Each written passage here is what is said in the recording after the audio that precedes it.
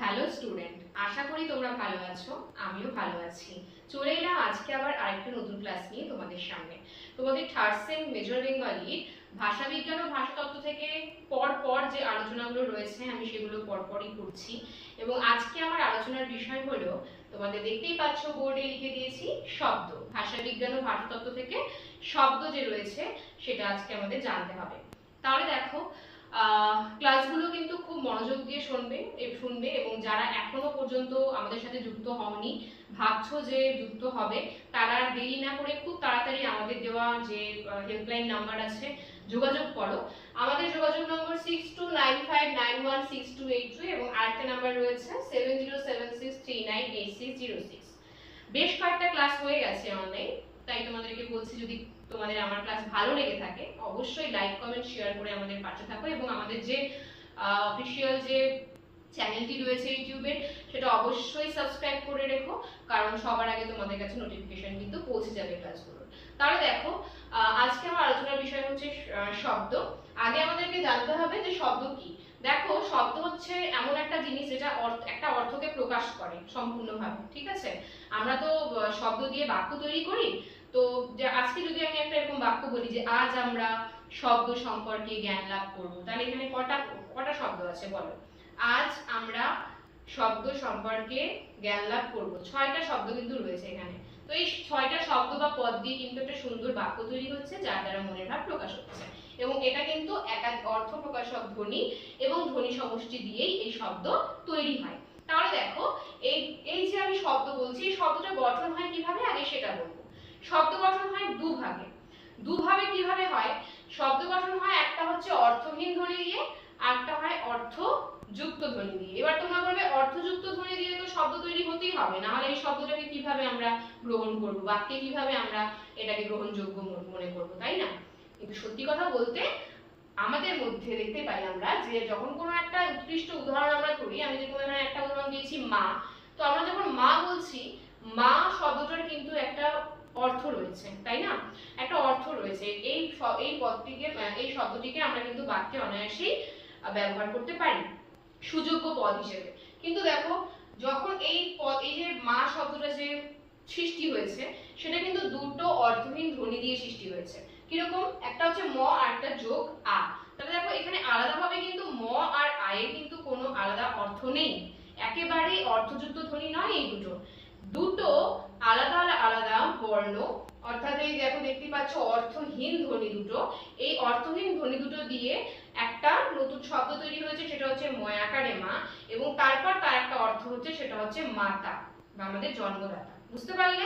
তাহলে শব্দ গঠন কতভাবে হতে পারে? দুভাবে হতে পারে, অর্থহীন ধ্বনি দ্বারা এবং অর্থযুক্ত ধ্বনি দ্বারা। এবার তোমাদের সামনে শব্দের যে প্রকারভেদগুলো আছে, দুই ভাগ রয়েছে, দুই ভাগে কিভাবে ভাগ করেছি সেগুলোর প্রত্যেকটা সংজ্ঞা উদাহরণ সহ তোমাদেরকে আজকে বোঝাবো। তাহলে দেখো, ক্লাসগুলো যখন তোমরা করছো, বলে রাখি, ক্লাসগুলো যখন তোমরা করছো অবশ্যই প্রথম থেকে আমাদের সাথে যুক্ত হওয়ার চেষ্টা করবে। না দেখো, শুধু নোটস পড়ে কিন্তু জ্ঞান লাভ করা যায় না, রেজাল্টও ভালো হবে না। প্রথম থেকে ক্লাসে থাকবে এবং প্রত্যেকটা ক্লাস করবে। তোমাদের আজকে 1 তারিখ, তোমাদের আজকে থেকে ক্লাস পুরোপুরি শুরু হয়ে গেছে। তোমাদের নোটস দেওয়া হবে, ঠিক আছে? তোমাদের যে সাপ্তাহিক ক্লাসগুলো আছে সেগুলো নেওয়া হবে। শুধুমাত্র বাংলা নয়, প্রত্যেকটা সাবজেক্টের ব্যবস্থা আছে। প্রত্যেকটা সাবজেক্টের জন্য অভিজ্ঞ টিচাররা রয়েছে, শিক্ষক শিক্ষিকারা রয়েছে। তাদের সাথে তোমাদের যোগাযোগ করতে হবে। এই নাম্বারে যোগাযোগ করলেই তোমরা সমস্ত কিছু জানতে পারবে। এবং তোমাদের আরো যারা রয়েছে আশেপাশে, তোমাদের ভাই বোন রয়েছে যারা ফার্স্ট সেমিস্টারে পড়ে, ঠিক আছে, তাদেরকেও তোমরা বলবে, সুযোগ করে দেবে আমাদের সাথে যুক্ত হওয়ার জন্য। তাহলে দেখো, শব্দ আমরা দুভাগে ভাগ করি শব্দকে। একটা হচ্ছে গঠনগত ভাগ, ঠিক আছে, আর একটা হচ্ছে অর্থগত ভাগ। গঠনগত ভাবে আমরা শব্দকে যে ভাগ করি, দুভাগে ভাগ করি। একটা হচ্ছে মৌলিক শব্দ, আর একটা হচ্ছে সাধিত শব্দ। এবার তোমরা বলবে গঠনগত ভাগের মধ্যে মৌলিকই বা কি, সাধিতই বা কি? দেখো, সহজ ভাবে তোমাদের সামনে বলছি।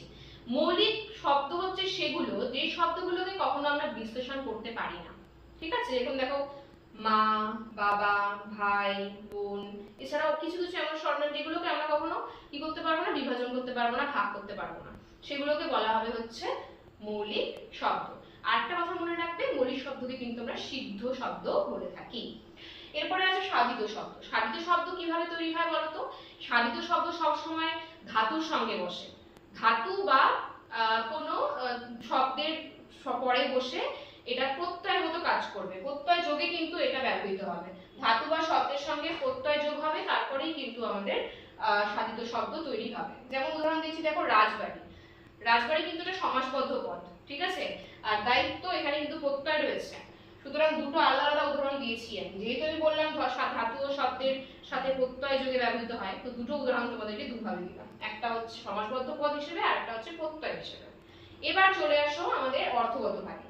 অর্থগত ভাগে তিনটে রয়েছে অর্থগত ভাগ। একটা হচ্ছে তোমাদের যৌগিক শব্দ, রূঢ় শব্দ, আর একটা যোগ রূঢ় শব্দ। একটা রূঢ় আর একটা যোগ রূঢ়। দেখো যৌগিক শব্দ কি? যেসব শব্দের ব্যুৎপত্তিগত এবং প্রচলিত অর্থ একই থাকে তাকেই কিন্তু বা সেই সব শব্দকেই কিন্তু বলা হয় যৌগিক শব্দ।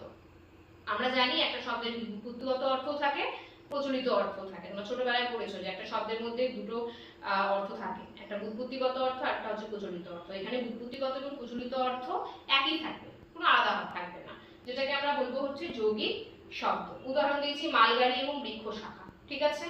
এরপর দেখো রূঢ় শব্দ। রূঢ় শব্দটা কি? দেখো যেসব শব্দে আমরা দেখতে পাই যে ব্যুৎপত্তিগত অর্থ আর হচ্ছে প্রচলিত অর্থের মধ্যে কোনো মিলই নেই, একেবারেই আলাদা, সেই সব শব্দকে আমরা বলবো হচ্ছে রূঢ় শব্দ। যেরকম ধরো একটা উদাহরণ দিচ্ছি তোমাদেরকে, একেবারে সাধারণ নরমাল একটা উদাহরণ। হরিণ। হরিণ মানে আমরা এখন সবাই জানি কি, যে হরিণ হচ্ছে একটা পশু, কিন্তু হরিণ কথার অর্থ কিন্তু কি ছিল বলতো?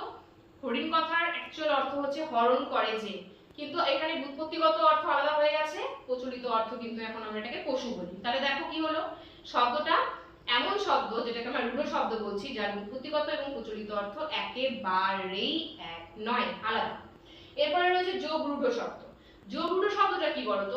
যেসব শব্দগুলোকে আমরা দেখতে পাই যে এর অনেকগুলো অর্থ আছে অলরেডি, কিন্তু যে কোনো একটা প্রচলিত অর্থ আমরা প্রাধান্য দিব, সেই একটাই প্রচলিত অর্থকে আমরা বলবো হচ্ছে, যে অর্থটা প্রকাশ পাবে আর কি প্রচলিত, সেটাকে আমরা বলবো যোগ রূঢ় শব্দ। এটারও ব্যুৎপত্তিগত অর্থ আছে, কিন্তু ব্যুৎপত্তিগত অর্থকে প্রাধান্য দেওয়া হয় না, প্রচলিত অর্থকে প্রাধান্য দেওয়া হয়, তাকেই বলা হয় যোগ রূঢ় শব্দ। উদাহরণ কিরকম দিচ্ছি দেখো, যদি ধরে নাও তোমাদের একটা উদাহরণ দিচ্ছি পঙ্কজ। হ্যাঁ, পঙ্কজ মানে তোমরা বলবে যে পদ্ম, যেটা আমরা জানি প্রচলিত অর্থ পদ্ম, কিন্তু পঙ্কজ শব্দের আরো অর্থ আছে, যেরকম পাকে জন্মায় যে, মানে কাদায় জন্মায় যে। কাদায় তো অনেক কিছুই জন্মায়, শ্যাওলা, এটা ওটা অনেক কিছু, কিন্তু আমরা প্রচলিত অর্থ কোনটাকে নিচ্ছি বলতো? পঙ্কে জন্মে যে, অর্থাৎ পদ্ম। পদ্মই হচ্ছে পঙ্কজের প্রচলিত অর্থ, যেটা প্রাধান্য পাচ্ছে, আর কিন্তু অন্য কোনো অর্থ প্রাধান্য পাচ্ছে না। আরেকটা যদি উদাহরণ দিয়ে তোমাদেরকে বোঝাই, যোগ রূঢ় শব্দ তারা ধরে নিতে পারো রাজপুত্র। রাজপুত্র তোমরা অনেকেই বলবে রাজপুত্র মানে রাজা আর পুত্র, রাজপুত্র, কিন্তু না, এখানে রাজপুত যে রয়েছে কথাটা, রাজপুত এটা হচ্ছে রাজার পুত্র নয়, কারণ আমরা জানি পুত মানে পুত্র, তো অনেকেই বলবে যে রাজার পুত্র, কিন্তু না, রাজপুত কথাটার যে প্রচলিত অর্থ আছে সেটা কিন্তু একটা জাতি, এটা একটা রাজপুত জাতির কথা বলা হচ্ছে। এখানে কিন্তু কোনো অর্থ প্রাধান্য পাচ্ছে না, একাধিক অর্থ থাকা সত্ত্বেও এখানে প্রচলিত অর্থটাকেই আমরা প্রাধান্য দিচ্ছি, সুতরাং এটাকে আমরা বলবো যোগ রূঢ় শব্দ। তাহলে আশা করি আমার ক্লাস তোমরা বুঝতে পারছো, অনুধাবন করতে পারছো। কোনো যদি প্রবলেম হয় অবশ্যই কমেন্ট বক্সে আমাকে জানাবে। তোমাদের সামনে আজকে তুলে ধরলাম শব্দ, সবকটা শব্দের যে গঠনগত ভাগ রয়েছে, অর্থগত ভাগ রয়েছে, সবকটার সংজ্ঞা সহ উদাহরণ দিলাম।